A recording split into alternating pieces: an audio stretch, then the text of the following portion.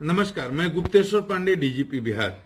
एक गलतफहमी बहुत हो रही है लोगों को कि 21 के बाद लॉकडाउन में छूट है। नहीं, मैं यही स्पष्ट करने के लिए हाथ जोड़ करके प्रार्थना करता हूं बिहार की 12 करोड़ आवाम से, कोई छूट नहीं है आम आदमी के लिए। जैसे लॉकडाउन चल रहा था आम जनता के लिए, वैसे ही एक लॉकडाउन 3 मई तक चलेगा। आपने बड़ा सहयोग किया है, बड़ा समर्थन दिया है, बड़ा ही प्यार दिया है। मेरा अनुरोध है कि 3 मई तक अपने घर में रहें।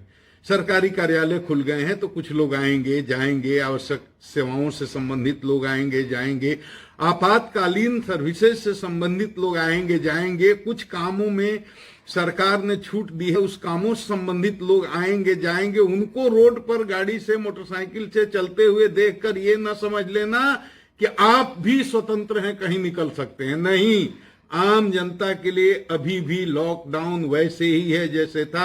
हाथ जोड़ते हैं, घर में रहिए, सुरक्षित रहिए, 3 मई तक बाहर मत निकलिए। और जो निकलते हैं, लॉकडाउन का उल्लंघन करते हैं, तो उनके खिलाफ कितनी कड़ी कार्रवाई होती है आपको बताने की जरूरत नहीं। बिहार में मजबूर होकर के लॉकडाउन के उल्लंघन में एक डीएसपी स्तर के पदाधिकारी पर एफआईआर करना पड़ा, उनको निलंबित होना पड़ा, बीडीओ और सीओ पर एफआईआर करना पड़ा, एक वरीय मंत्री के पीए पर एफआईआर करना पड़ा, गिरफ्तार करना पड़ा। तो सरकार इस मामले में कितना सख्त है आप इसका अंदाजा लगा सकते हैं। तो किसी के लिए भी, आम आदमी के लिए 3 तारीख तक बाहर घर से नहीं निकलना है, यह बिल्कुल क्लियर हो जाना चाहिए। और मैं पुलिस के अपने एसपी लोगों से कहना चाहता हूं, डाउन द लाइन नीचे क्लियर करें।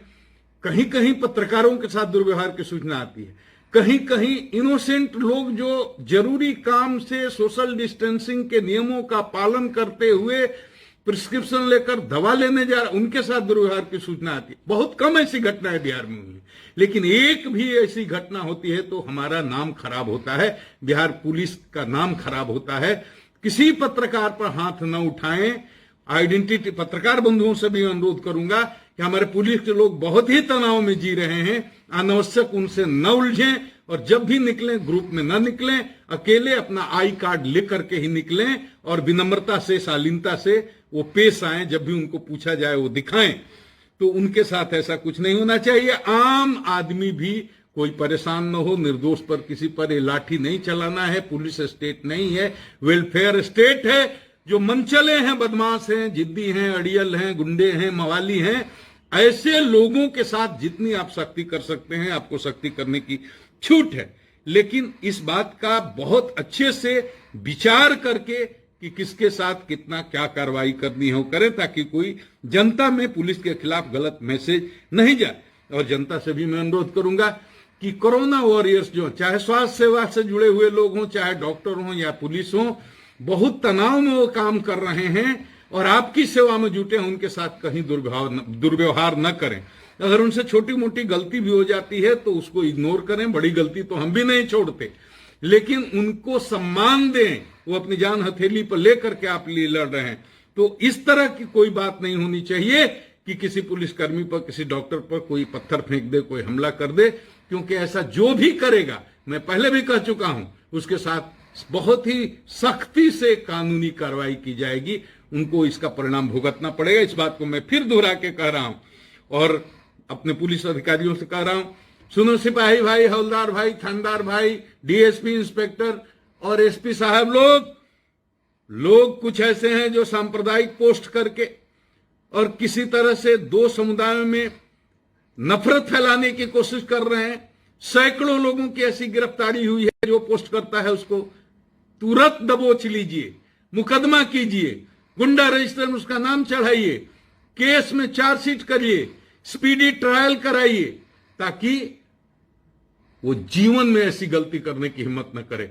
एक बार ये हो गया, सरकारी नौकरी नहीं मिलेगी, चरित्र सत्यापन प्रमाण पत्र नहीं मिलेगा, जीवन में बहुत ही संकट का सामना करना पड़ेगा। इसलिए मैं नौजवानों से अनुरोध करता हूं, चाहे किसी समुदाय के हों, किसी तरह के बहकावे में आकर कोई भड़काऊ पोस्ट न करें, कोई अफवाह न फैलाएं।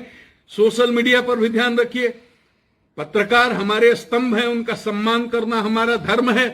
लेकिन पत्रकारिता के नाम पर कुछ ऐसे लोग भी आ गए हैं जो पोर्टल खोल खोल करके और गलत न्यूज अफवाहें फैलाते हैं। कम हैं, लेकिन ऐसे लोग हैं। तो ऐसे लोगों के खिलाफ भी कार्रवाई होगी, ये बात उनको ध्यान में रखना चाहिए। उनकी जिम्मेवारी है। वो अगर मीडिया के चौथे स्तंभ हैं तो उनकी जिम्मेवारी है। कोई भी जिम्मेदार पत्रकार इस तरह की कोई गलत अफवाह नहीं फैला सकता अपने चैनल के माध्यम से। लेकिन कुछ लोग हैं, तो ऐसे जो कुछ लोग हैं उनको चिन्हित करें और विचार करके उन पर कार्रवाई करें। और मैं फिर ये कहना चाहूंगा, किसी भी स्थिति में बिहार में सांप्रदायिक सौहार्द को बना करके रखना है। ये ऋषियों मुनियों बलियों की धरती है, सांप्रदायिक सद्भाव की धरती है। हिंदू मुसलमान यहां हमेशा सदियों से एक साथ रहते आए हैं, प्रेम और सद्भावना और एकता के साथ। इसको बनाकर रखना है। पुलिस का सहयोग कीजिए और पुलिस के लोग, आप जनता का सहयोग करें। जो बीमार हैं, लाचार हैं, रोगी हैं, भूखे हैं, नंगे हैं, हॉस्पिटल जाने की जरूरत है, एम्बुलेंस की जरूरत है, दवा की जरूरत है, उनकी सेवा करिए, उनकी मदद करिए। जनता का दिल जीतिए, सेवा से जीतिए। केवल लाठी चला कर दिल नहीं जीत सकते। तो मैं जनता से और आम पब्लिक से जो कहना था मैंने कह दिया। मैं तमाम पत्रकारों से भी अनुरोध करता हूं कि संकट के समय में हमारा सहयोग करें। मुझे आपका प्यार, मुझे आपका आशीर्वाद चाहिए। और आपके साथ अगर आप जेन्युइन आदमी हैं, किसी तरह की कहीं कोई गलती होती है, आप हमको बताएं, हम उसका संज्ञान लेंगे। आप सबों को मेरा बहुत बहुत